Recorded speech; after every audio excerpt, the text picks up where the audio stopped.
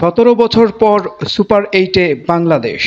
টি-20 বিশ্বকাপ cricket tournament 2024 এর super এইটে বাংলাদেশ দল ইতিমধ্যেই ওয়েস্ট ইন্ডিজের অ্যান্টিগায় পৌঁছেছে।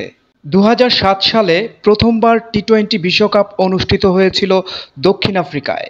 তারপর থেকে প্রতি 2 বছর পর পর আইসিসির আয়োজনে অনুষ্ঠিত হচ্ছে ক্রিকেটের ছোট্ট ফরম্যাটের এই টুর্নামেন্ট।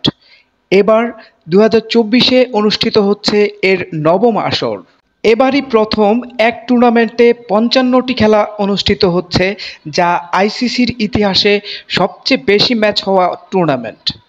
এই আসরে নবাগত 3টি দল যুক্তরাষ্ট্র, কানাডা, উগান্ডা সহ 20টি দলের অংশগ্রহণে খেলা অনুষ্ঠিত হয়েছিল, যার প্রথম পর্বে খেলা ইতিমধ্যে শেষ হয়ে পয়েন্ট টেবিলের শীর্ষে থাকা 8টি দল নিয়ে আগামীকাল 19 জুন 2024 থেকে টুর্নামেন্টের দ্বিতীয় ভেন্যু ওয়েস্ট ইন্ডিজে এর দ্বিতীয় পর্ব সুপার এইটের খেলা শুরু হচ্ছে।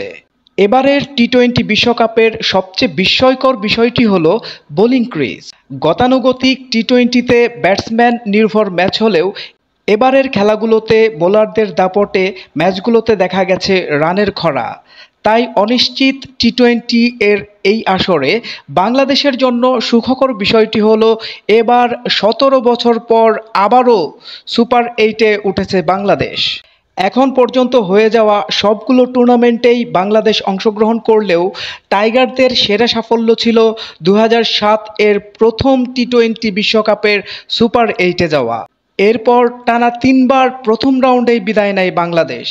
2014 সালে নিজেদের মাটিতে বিশ্বকাপে আবারও প্রথম পর্ব পার হলেও দ্বিতীয় পর্বে আর একটি খেলাও জিততে পারেনি টাইগার বাহিনী।